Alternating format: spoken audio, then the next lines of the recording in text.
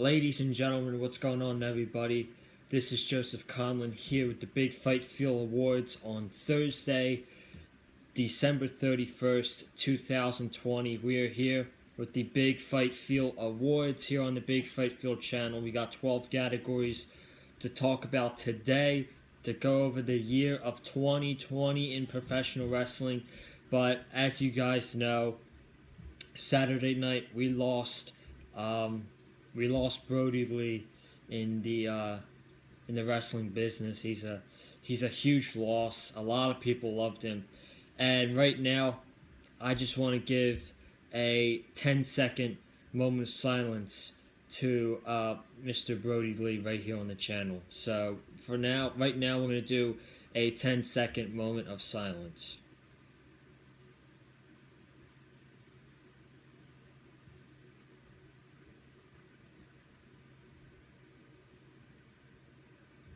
Thank you. Now, ladies and gentlemen, it is my honor to welcome back a great individual, one of my best friends in the wrestling community. Ladies and gentlemen, he is Mr. Controversy and the operator of the best Twitter handle, next to mine, of course. Ladies and gentlemen, Mr. DJ Storms. How are you doing today, sir? Of course, you had to throw that in there. You had to throw it in there. You had to take a little jab, a little line to hype up yourself. But you know what? I'll let it slide. Pleasure to be back on, man. Thank you very much for having me. I hope you had a great Christmas. I hope you did too. Hope that you're set for New Year's. Hope that everyone is set for New Year's. Hope that everyone had a Merry Christmas. As you said in the beginning, unfortunately, we did lose Brody Lee way too soon. The guy had so much left to give. Guy was undoubtedly one of the most passionate, hardworking individuals that I've seen in the modern era of pro wrestling. He gave 138% in everything that he did. Even if the match meant nothing, he wrestled as if that match that he was wrestling was his last match. So I want to send my thoughts, my prayers, my condolences out there to the friends and the family members of Jonathan Huber, a.k.a. Brody Lee. But thank you for having me on. I really appreciate it. It's been a while since I've been on the channel. I believe the last one was the horror show at Extreme Rules preview and prediction show that we did. Yes. But you recently just appeared on my channel, which was fantastic. So I really appreciate you coming on my channel, and I'm happy to be back on Big Fight Feel.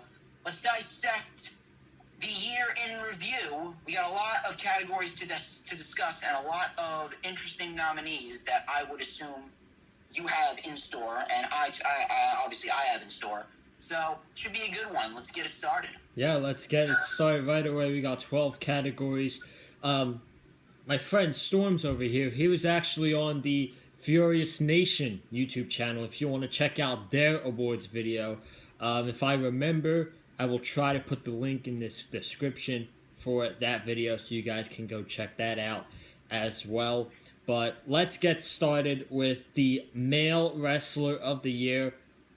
And we got 4 nominees: Jon Moxley, Drew McIntyre, Roman Reigns, and Kenny Omega. But we talked about this before we started the video.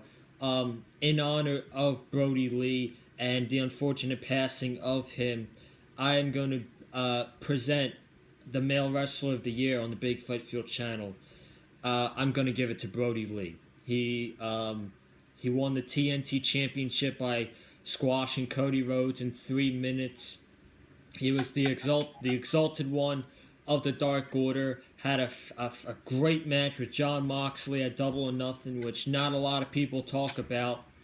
And he had an absolutely brutal and violent dog collar match for the TNT Championship against Cody Rhodes, which was unfortunately his last match ever.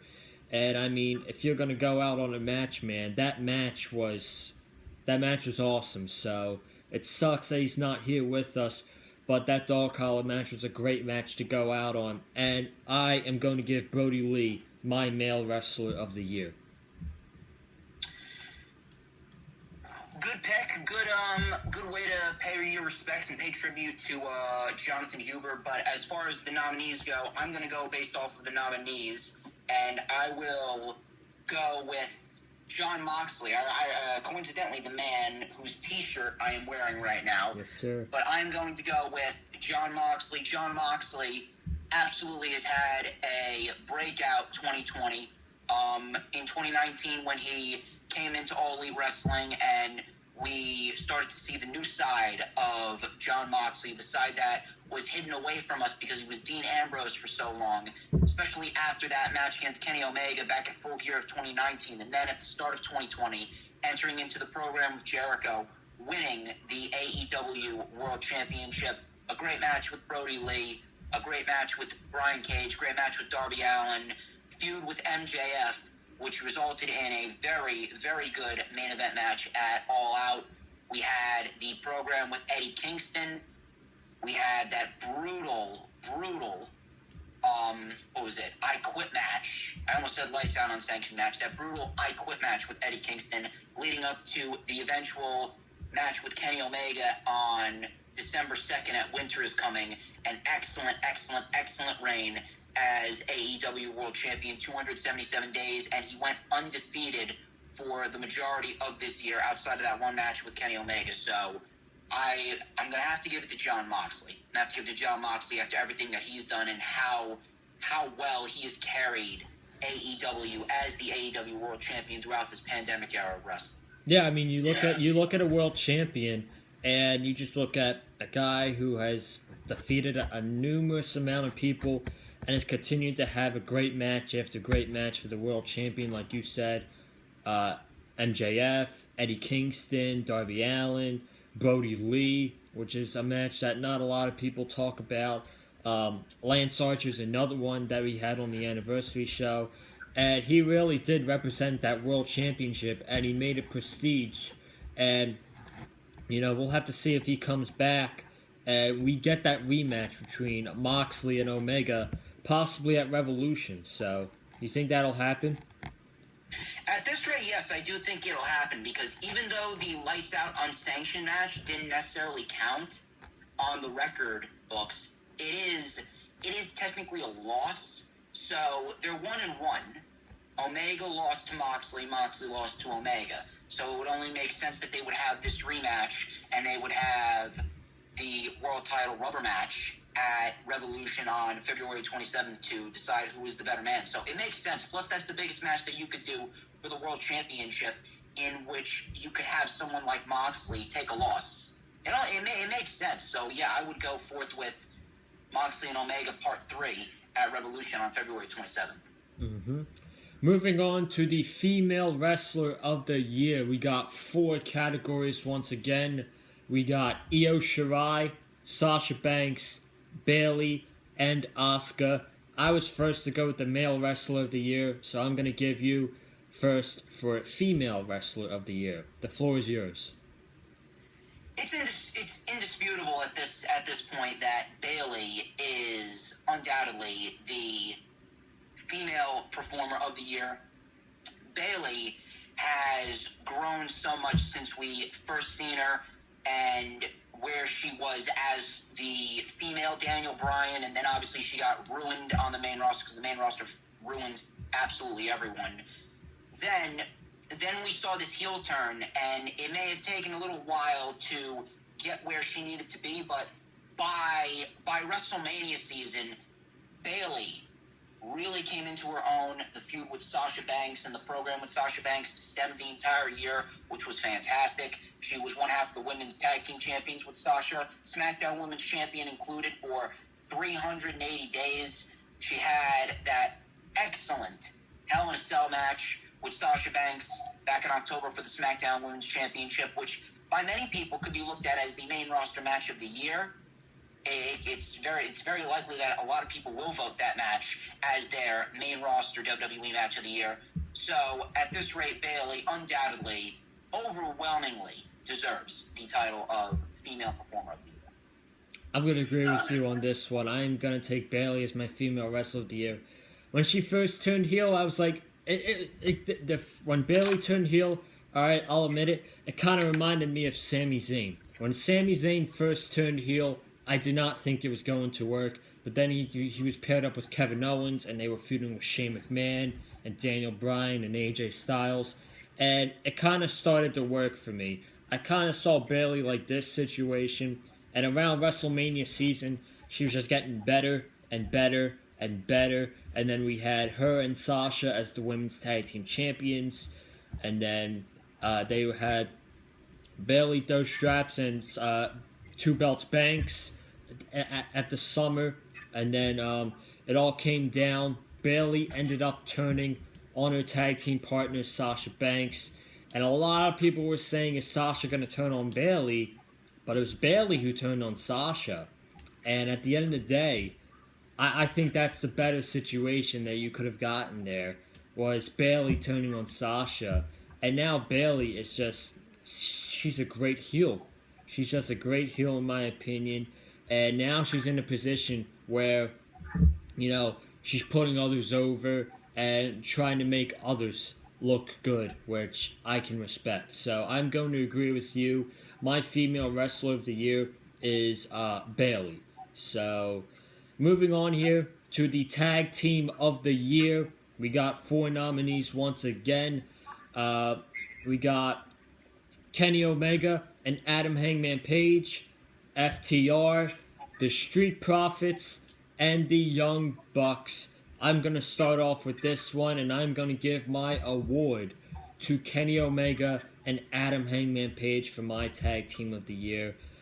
They defeated SCU on Chris Jericho's cruise to become the tag team championships, the champions. And then we just continued seeing great match after great match after great match after great match for the tag team titles. We saw them face SCU again, the Lucha Brothers, which was a fantastic match. The Young Bucks at Revolution, which, everybody knows about. Everybody knows that match, which I will get to later on in the video.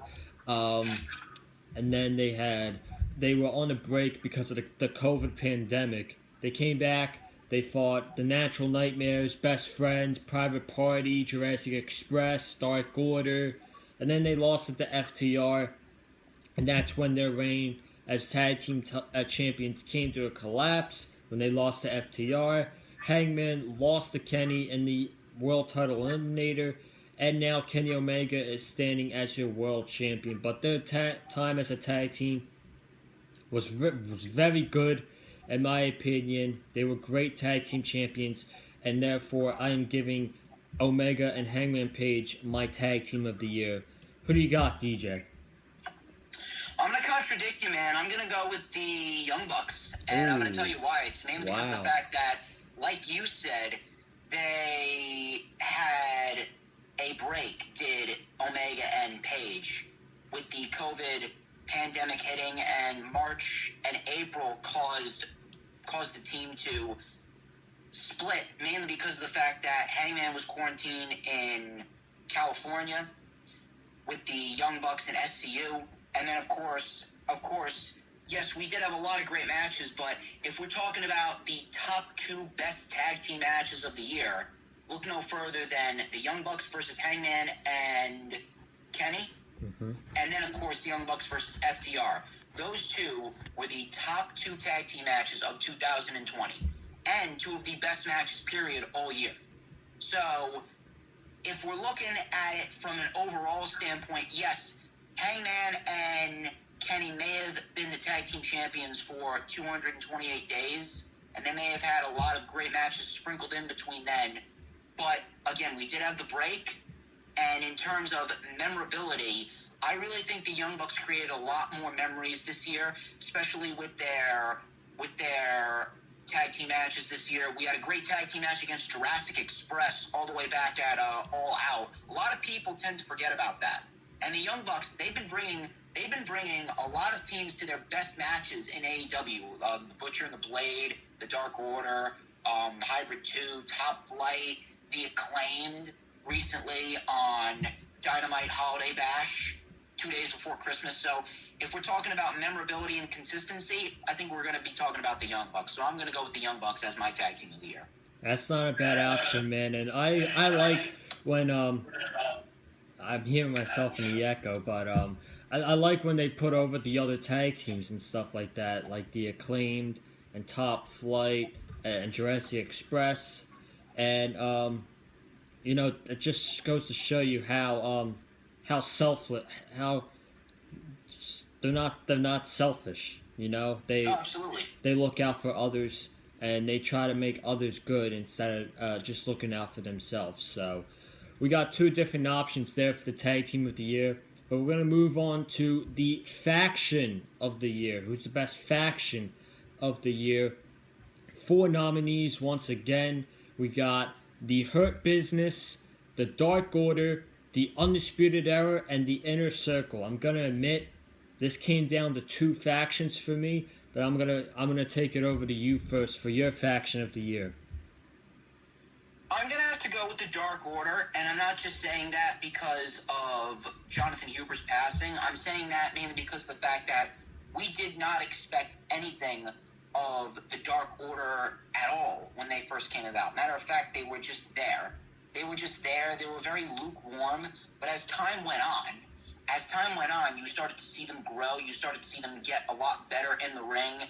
They had a feud with SCU at the beginning of the year. They got a victory over SCU on the buy-in pre-show for Revolution. And then, of course, they added Brody Lee. Dark Order actually went undefeated for the first 7 months of 2020. They were actually ranked number 1 at times. Dark Order then had a great match with Kenny and Hangman. Brody Lee then won the TNT Championship, had some great matches with Jon Moxley and Cody. Then Colt Cabana joined the Dark Order. Anna Jay then joined the Dark Order. And Anna Jay, she has grown into an excellent heel. And in due time, the woman's going to be the AEW Women's World Champion. She had a match with Hikaru Shida as well. The Dark Order has really taken people's careers and they have resurrected them. It's not just a gimmick. It's the actual truth. You take a look at John Silver and Alex Reynolds. I'm going to be quite honest. I didn't expect anything from John Silver and Alex Reynolds. I thought that they were just going to be there and they were not going to achieve any sort of success. Meanwhile, John Silver's probably one of the most over wrestlers in AEW right now. And that has to do with the fact that the Dark Order has really helped bring out his personality. And not to take anything away from Alex Reynolds either, because Alex Reynolds, him and John Silver are an excellent tag team. They've been putting on some great matches this year. John Silver, obviously, we know he had a great match against Orange Cassidy all the way back at Full Gear. We didn't expect anything from that match. The main trend with the Dark Order for me is the fact that we expected little to nothing from them, and this year they've broken out and become something that people will literally go out of their way to watch. So I'm going to have to go with the Dark Order as faction of the year.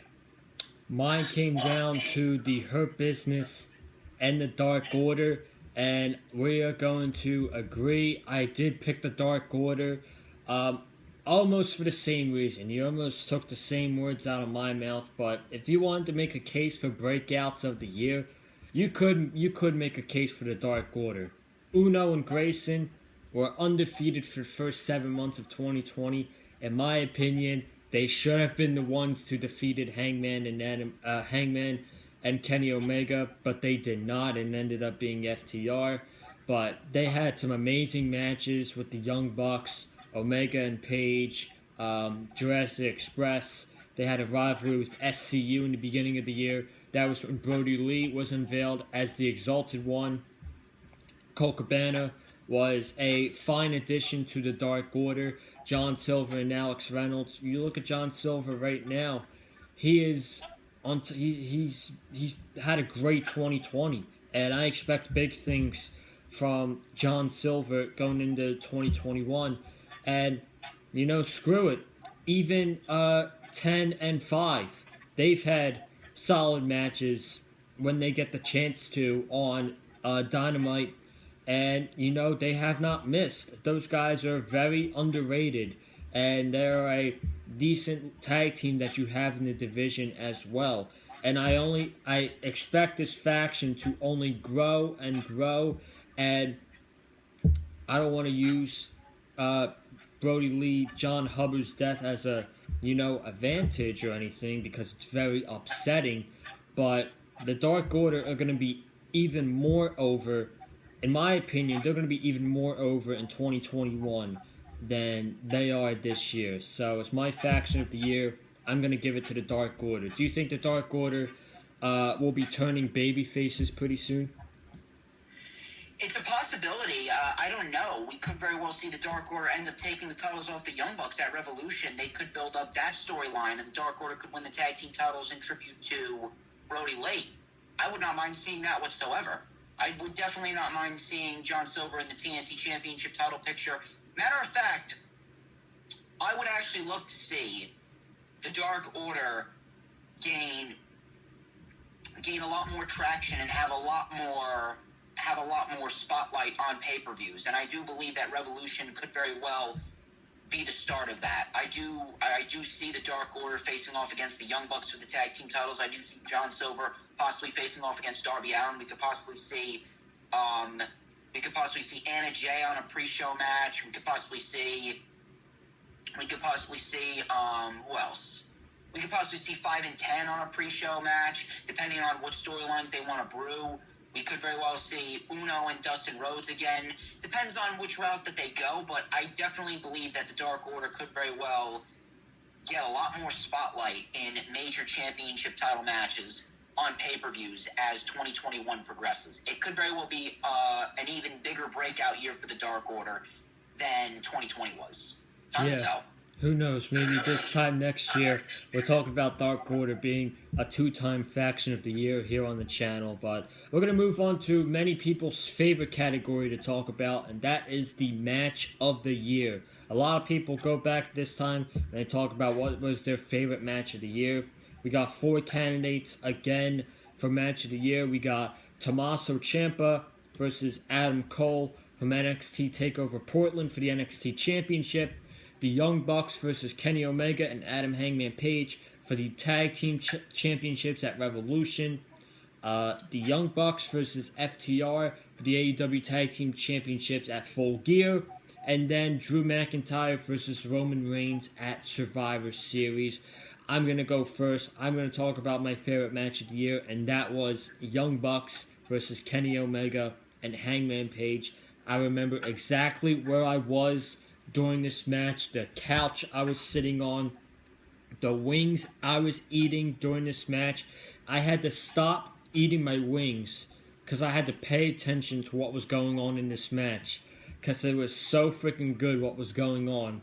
They were telling such an amazing story as well. A lot of people think, oh, the Young Bucks can't tell a story. Oh, the Young Bucks can't do this. The Young Bucks told a fantastic story in this match, and I thought the best part of the match was when the Young Bucks hit the BTE trigger on Kenny.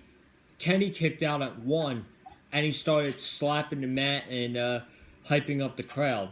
Watching that match again, bro, makes me miss live wrestling crowds, and it makes me want live wrestling crowds back as soon as possible. But I'm going to give this Young Bucks, Kenny Omega, Hangman Page my match of the year. You know, I could not agree more. I remember watching that match, and I remember exactly where I was. I was actually over at my friend Michael's house, and that was actually one of the final times that I actually went out to hang out with someone before the pandemic actually hit.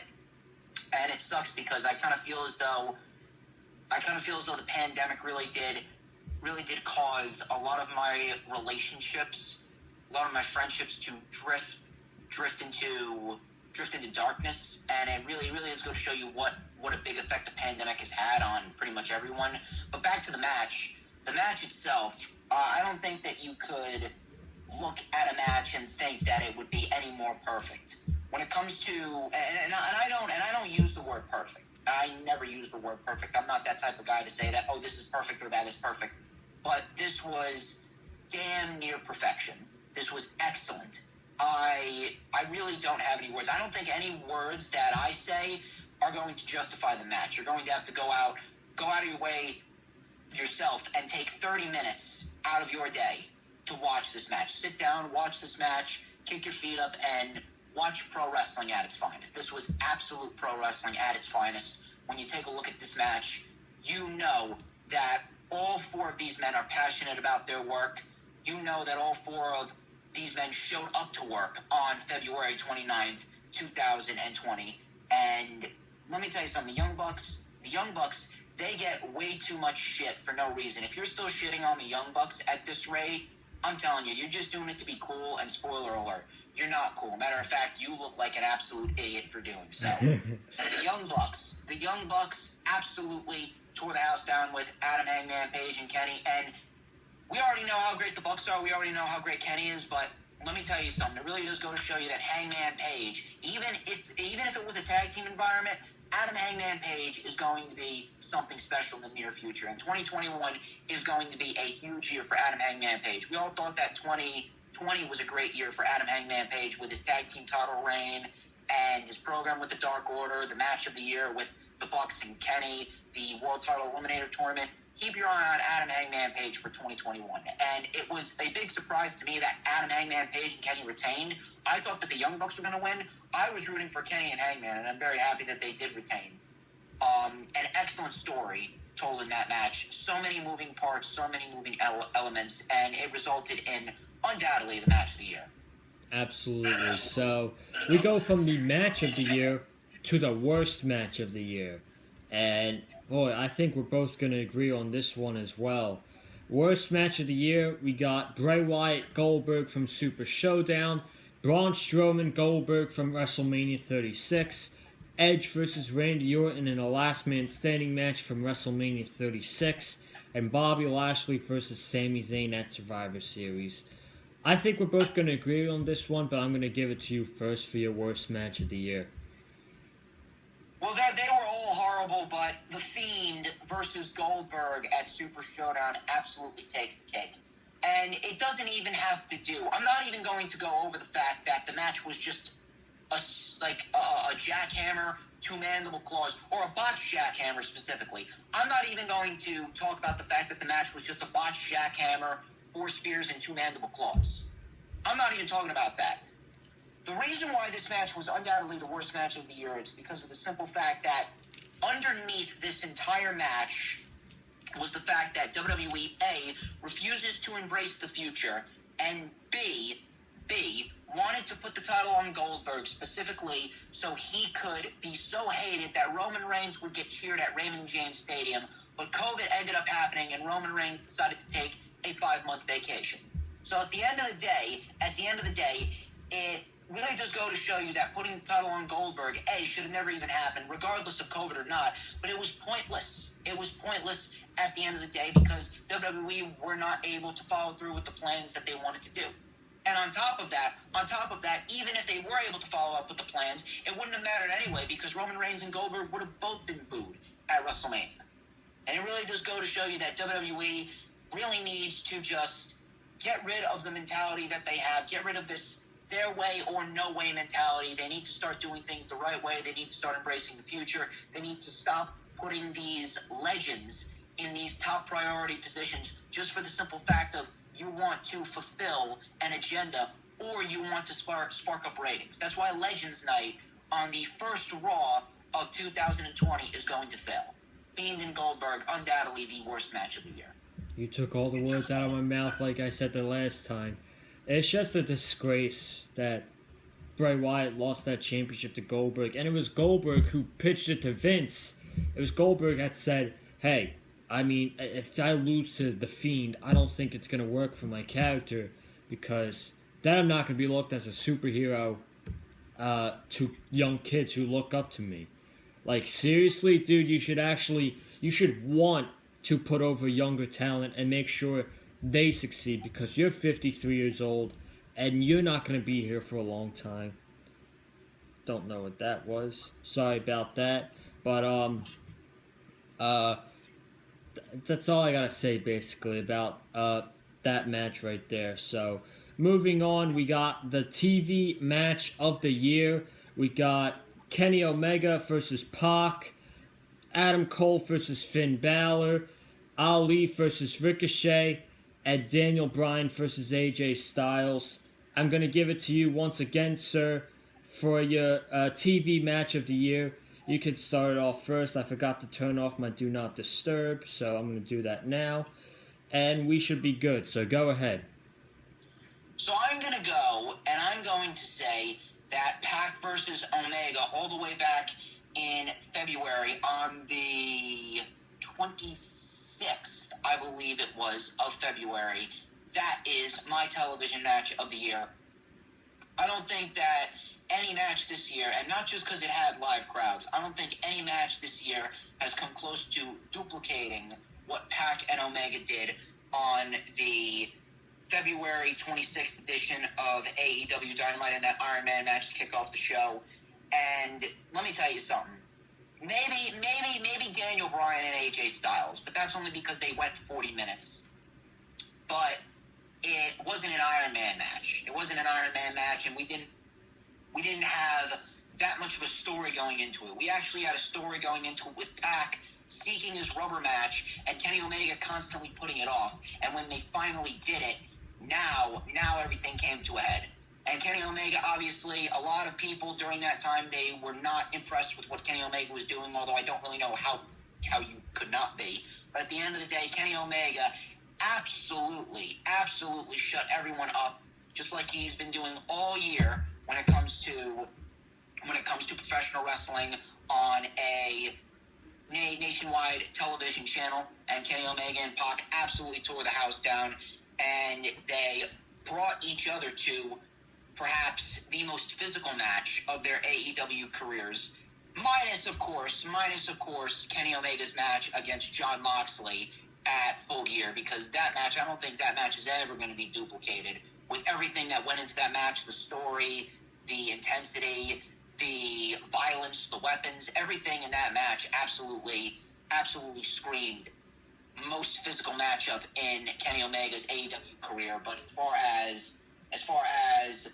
the match against Pac goes, I'm going to go with that match as my television match of the year. Yeah, I'm going to agree with you as well. I'm going to go with Pac and Kenny Omega for my TV match of the year.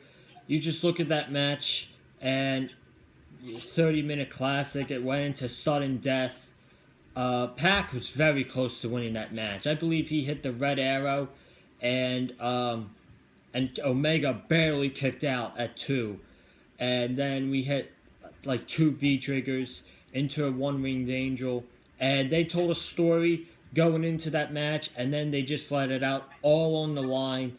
And it was just a TV classic that a lot of people still talk about to this day as their TV match of the year. So, once again, folks, me and DJ Storms, we are agreeing with our categories. So, we're going to move on to the pay-per-view of the year. Pay-per-view of the year, we got the Royal Rumble, NXT TakeOver Portland, Revolution, and Full Gear. I'm going to start off first with this one. These are some very good pay-per-views that happened this year. But I'm going to have to give it to Revolution. And the reason I'm going to give it to Revolution is because, A, we saw that classic tag team match between Omega, Hangman, and the Young Bucks. B, this started the fantastic reign of Jon Moxley the night he defeated Chris Jericho to win the World Championship. And C, this was in front of a live audience that we all miss so much. The fact that this show had a live audience, like imagine if the other shows this year had a live audience. I'm not saying Full Gear was terrible, it was a fantastic show. But if that show had a full audience, I probably would have given it to that. But I think for the last reason, I'm going to give it to Revolution for my show of the year. Over to you for your pay-per-view of the year. I'm going to have to disagree with you on this one. I'm going with NXT TakeOver Portland. Okay. And the reason why I say that is because of the fact that Portland, I did not see one lackluster match on Portland. As far as Revolution goes, it was a great show.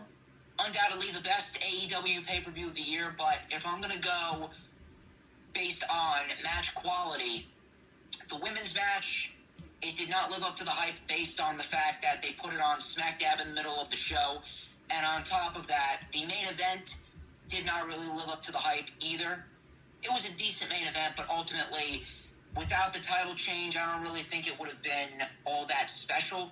Matter of fact, I don't really think many people even still talk about Jon Moxley and Chris Jericho. It was just memorable because Jon Moxley won the World Championship at that event. As far as TakeOver Portland goes, you take a look at TakeOver Portland, every single match delivered in some way, shape, or form. Every single match delivered in terms of match quality. Even the match with Dakota Kai and Tegan Nox in that street fight, no one expected anything from that match, and that match was actually better. That match was actually better than the Women's Championship match. If we're going to be brutally honest right here, Tegan Nox and Dakota Kai put on a better match than Rhea Ripley and Bianca Belair. Not a knock on Rhea Ripley and Bianca Belair, but for a match that was just there and no one really expected anything, it was an absolute grand slam. So you take a look at that, and of course we had 3 Match of the Year candidates. We had 3 Match of the Year candidates with the Broserweights versus the Undisputed Era. We had Keith Lee and Dijakovic. Then we had Adam Cole and Tommaso Ciampa in that excellent fucking match for the NXT Championship with Johnny Gargano turning heel. And I'm still kind of pissed because of COVID. And I really wish we would have seen what would have happened if we did get the takeover Tampa Bay match between Tommaso Ciampa and Johnny Gargano. So I'm going to go with TakeOver Portland. You know what's crazy about TakeOver Portland is it was a great show in its own right. I do agree with you how fantastic that main event was, but the fact that we had Johnny Gargano versus Finn Balor on this card and no one is talking about it later in the year, that's kind of crazy if you think about it, don't you think? It really does go to show you how great professional wrestling can really be. That match in itself was a great pro wrestling match, and it will go down as one of the better matches of the year. But it really does go to show you how big professional wrestling can really be, and how many other matches can follow a match like that will end up outdoing that match. And on top of that, obviously, we had a lot of pandemic material to dissect and digest. So obviously, there's been a lot of other things on a lot of other people's minds, but it really is kind of crazy that no one's really talking about that match. I guess mainly because it was just a one-off. Yeah, possibly it could be the reason, but we got the worst pay-per-view of the year for candidates once again. We got Super Showdown, Elimination Chamber, WrestleMania 36 at the Performance Center, and Extreme Rules, the horror show. I'm going to take it first again. A lot of people, y'all might disagree with me on this, but I'm going to go with the horror show at Extreme Rules for my worst show of the year. If you guys remember my review back in July when we reviewed this show here on the channel, I absolutely shit. I took a crap right on the show for how bad it was. I really don't remember a match that happened on the show, but I remember the terrible finishes with the eye for an eye match, the Sasha Banks Asuka match, which, I mean, was a great match, but the finish was just so terrible that it was ruined. And then we saw Dolph Ziggler lose to Drew McIntyre in a TLC match, which only he can use TLC rules, which, if you lose in that match, I mean, I don't know what to tell you. And then we saw the swamp fight between Braun Strowman and Bray Wyatt, which I did not like at all, if you guys remember that match. So, just because of that, the horror show at Extreme Rules, you're going to take the cake for the worst show of the year. You know, normally I would agree with you on that, but I'm going with Super Showdown, and I don't even need to go over the card. All I need to do is point out the fact that Goldberg defeated The Fiend and absolutely killed the Fiend character. Absolutely dead. That's all I need to say. Yep. I'm not even going to go in depth about anything else. That alone makes that pay-per-view the worst of the year. And the fact that some other people are not acknowledging the fact how bad a decision like that can affect an entire show. It's beyond me. It can affect the championship too. Like, now that Roman Reigns has a championship, I guess it's a little bit more prestigious. But you looked at the absolutely, it's prestigious. Yeah, it's probably the most prestigious title in the company right now because of what they're doing with Roman Reigns. Yes, it works both ways. And you look at could make the guy, and the guy makes the title as well. You look at the championship now compared to at the beginning of the year, it's laughable. The Universal Championship at the beginning of the year, when it was on Goldberg, and then it was on Braun Strowman, that championship wasn't prestigious. That was just as... That championship was on the same level as, the 24/7 championship back then, if you want to consider it. So, we're going to move on here. We got 3 more categories to go, and then we're going to wrap it up. We got the Feud of the Year. 4 categories. Once again, for the Feud of the Year, we got Edge versus Randy Orton, Sasha Banks versus Bayley, Matt Hardy versus Sammy Guevara, and Jey Uso versus Roman Reigns. Some good rivalries that happened in 2020. I'm going to give it to you first, once again, for your Feud of the Year. Who do you got and why? I'm going with Sasha Banks and Bayley, mainly because of the fact that you take a look at how long that storyline built up. You take a look at how long they extended that storyline and how much depth went into that story. How many layers, like layer upon layer upon layer upon layer, that they put into that entire feud. How many months it extended, and how they gave Sasha Banks and Bayley the Women's Tag Team Championships. They gave Sasha the Raw Women's Championship. How they did everything they possibly could to make you care about everything that Sasha Banks and Bayley did, and it resulted in one of the best matches of the year, probably the best women's match of the year, with Sasha Banks and Bayley inside Hell in a Cell.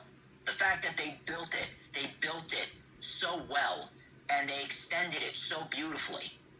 To me, it really does scream to me as the rivalry of the year. The other rivalries were decent, but I feel as though those rivalries didn't last as long as Sasha Banks and Bayley. Well, not even that they didn't last. It's that they didn't have too much depth into it.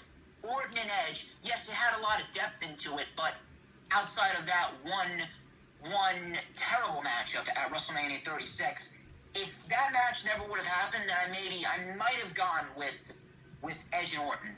Also, I also want to pick Sasha Banks and Bayley because, man, it's a long time coming for Sasha Banks and Bayley, because we waited for 5 years for them to finally have this program on the main roster, and finally WWE did. it. So I'm going with Sasha and Bayley. Oof, man. That's a good case by you. You know what? I was actually going to pick Jey Uso and Roman Reigns to be my rivalry of the year, but after you explain that and why they're your Feud of the Year, I mean, how can I not agree with you on this? I'm gonna have to, dude, because you're right. That's the power I have. Yeah, right. You're right. We wanted to see this match for 5 years. We've been waiting for this match after their classic at the first Takeover Brooklyn show when Bayley won the Women's Championship. We've wanted to see this match. We wanted it to happen at WrestleMania 34. They put that on the side for Alexa Bliss and Nia Jax. I still don't understand why they would do that, but we had to build. Bayley turned on Sasha Banks. They were 2 belts Banks and Bayley, those straps. That Hell in a Cell match, fantastic match. I was considering them for waiting for that match to happen at this year's WrestleMania and write Sasha off until the Royal Rumble, but I think they're going to go Sasha Banks versus Bianca Belair, which I hope they do, but I'm going to agree with you and give my Feud of the Year to Sasha Banks and Bayley. And then we got the Breakout Star of the Year. And this one I was contemplating on between 2 superstars. But the 4 candidates I got are Orange Cassidy, MJF, Karrion Kross, and Damian Priest. And man, how can you not give it to MJF? I'm gonna have to give my breakout star of the year to MJF. He had a great 2020. Let's just recap his year. He started off feuding with Cody Rhodes, his former friend, at Revolution. They had a very good storytelling match. He defeats Cody Rhodes. Then, when the pandemic starts, he enters a feud with Jungle Boy, which resulted in one of the most underrated singles matches of 2020. Was that match at Double or Nothing. And then he gets undefeated. He doesn't lose.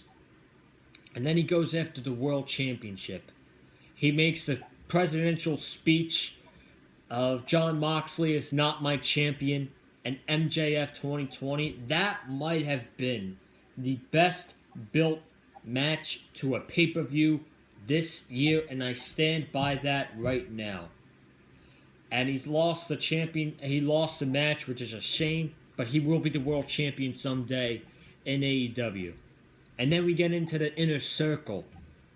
Man, don't I love this. This is one of my favorite stories in all wrestling right now is MJF and the Inner Circle. Him and Wardlow are now in the Inner Circle. He defeated Jericho at Full Gear to get into the Inner Circle. And this is why I'm giving MJF my breakout star of the year. I was debating between him and Karrion Kross, but I'm going to have to go with MJF as well. I don't think that you've said anything that I couldn't say. In my eyes, MJF probably had the best year out of anyone in the wrestling industry not to win a championship. You take a look at MJF, he's been involved in every single pay-per-view this year. Beat Cody at Revolution, beat Jungle Boy at Double or Nothing. He had probably the match of the night at Fyter Fest with Jungle Boy, Luchasaurus, and Wardlow in that tag team match, which we didn't expect much from, and that turned out to be the best match of the entire 2-night span. And then we got the program with Jon Moxley, which resulted in a very good match for the World Championship. Yes, he lost, but he had a great rebound in a victory over Chris Jericho at Full Gear of 2020. And now he's in the Inner Circle, and now we have the most intriguing storyline in all of AEW right now. So MJF undoubtedly had the best year out of anyone, like I said, not to win a championship. And he definitely had the best breakout year, and I definitely see big things coming for MJF in 2021, and I can't wait to see where this Inner Circle storyline goes. And to wrap it all up here for the Big Fight Feel Awards, we got the moment of the year. We got Edge's return at the Royal Rumble, Paul Heyman aligning with Roman Reigns, Sting's debut at Winter is Coming, and Kenny Omega aligning himself with Don Callis. For the last award, I'm going to give it to you for the moment of the year. It's a tough call, man. It really is a tough call, but I'm going to have to go with Edge. And mainly because of the fact that live crowds, as we've addressed numerous times in this video, live crowds are sorely missed. I don't think anyone was expecting Edge to come out. I believe we hoped for it, but that pop when Edge came out, it legitimately gave me chills. I think that if Sting was in front of a full capacity crowd, I think that probably would have been my moment of the year. But I'm going to have to go with Edge based on the fact that the stadium that they were in absolutely fucking erupted when we saw Edge come out. He walked through the smoke, did his entrance, did his gestures, and he was giving people spear after spear after spear after spear. I think it's a moment that no one's ever going to forget. He absolutely had the best moment of 2020. I don't think anyone is going to forget that moment just based off of the reaction and the chills that everyone got when he came out at number 21 in the Rumble. Absolutely. I am going through the same thing as you are. Edge is my moment of the year. You think of the neck injury he had. We thought he was never, ever going to wrestle again. What happened? He came out the Royal Rumble, biggest pop of the year. Houston, Texas exploded when you heard "You Think You Know Me."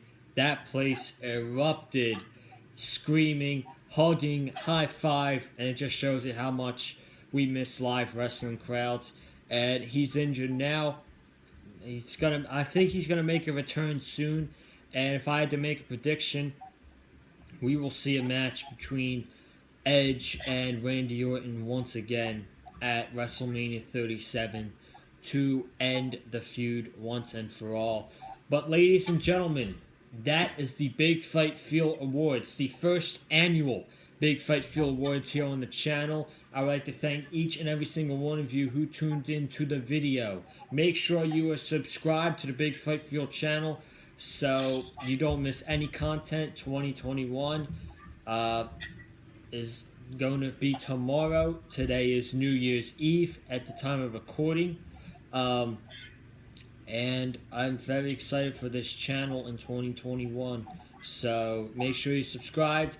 Comment down below. I want to know your awards. Who do you think should get Male Wrestler of the Year, Female Wrestler of the Year, and every category we talked about today on the channel. Hit that like button if you like what myself and Mr. Storms had to say in the video. Follow me on Twitter at Colin_Joseph. And my friend, you can do all your plugs if you want. Follow me on Twitter at HistoryMakerDJS. You'll find out why I am the operator of the best damn Twitter known to mankind. Follow me on Instagram at TheDJStorms. Add me on Facebook as well, Dominic Sparaccia. Subscribe to me on YouTube, DJ Storms. You can't miss me. I'm going to make 2021 the year of storms. Trust me on that. Of course, we got the first ever lightning flash update of 2021 that will take place in just 2 days on Saturday at 1 p.m. Eastern Time. Please set your calendar dates. You are not going to want to miss it. It is going to be big.